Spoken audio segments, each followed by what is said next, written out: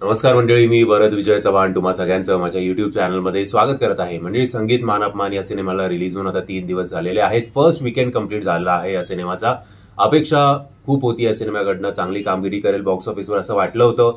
पण जेव्हापासून हा सिनेमा रिलीज झालाय तेव्हापासून एकदम मिक्स्ड रिव्ह्यूजमुळे आणि तसं पण आय थिंक जरा ओव्हरऑल हाईप किंवा ओव्हरऑल उत्सुकता या सिनेमाबद्दल जरा कमीच वाटली लोकांच्या मनात आणि लोक आता कास्टिंगवर सुद्धा अनेक प्रश्न उपस्थित करू लागलेत. सो अनफॉर्च्युनेट गोष्ट आहे. असं म्हटलं जात होतं की या सिनेमाचं बजेट आहे साधारणपणे 4 ते 5 कोटी रुपये. ऑफिशियल असं काहीच कोणीही सांगत नाही. गुगलवर विविध वेबसाईटवर 4 ते 5 कोटी याचं बजेट आहे असं सांगितलं जात होतं.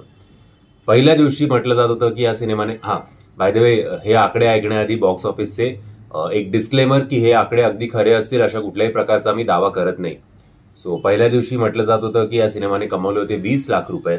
दुसऱ्या दिवशी शनिवारी जरा ग्रोथ बघायला मिळाली आणि या सिनेमाने साधारणपणे 37 लाख रुपये कमवलेत असं म्हटलं जात होतं. रविवारी पुन्हा एकदा थोडी ग्रोथ आपल्याला निश्चित बघायला मिळालेली आहे, पण ती कौतुकास्पद नाहीये. जेवढे मोठमोठे स्टार्स या सिनेमामध्ये आहेत किंवा ज्या बजेटवर हा सिनेमा बनवला गेलाय त्या हिशोबाने रविवारचं सुद्धा कामगिरी निराशाजनक आहे असंच म्हणू. रविवारी म्हटलं जात आहे की या सिनेमाने कमवले आहेत साधारणपणे 50 लाख रुपये.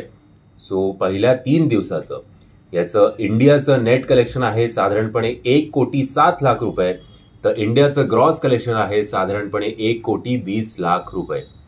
सो कोटी तर पार केलंय, पण बजेट रिकव्हर होईल की नाही याच्याबद्दल जरा शंका आहे आणि अनफॉर्च्युनेट एवढंच आपण म्हणू. तुम्ही जर हा सिनेमा बघण्यासाठी उत्सुक असाल तर कुठलाही विलंब न करता लगेच तिकीट बुक करा, कारण नाही तर मग शोज कॅन्सल होतील आणि आपल्याला आपल्या टाइमनुसार आपल्या सोयीनुसार शोज मिळणार नाहीत. मी आशा करतो तुम्हाला हा व्हिडिओ आवडला असेल. जर तुम्हाला हा व्हिडिओ आवडला असेल तर प्लीज या व्हिडिओला लाईक, शेअर आणि चॅनलला सबस्क्राईब करायला विसरू नका. जय हिंद, जय महाराष्ट्र.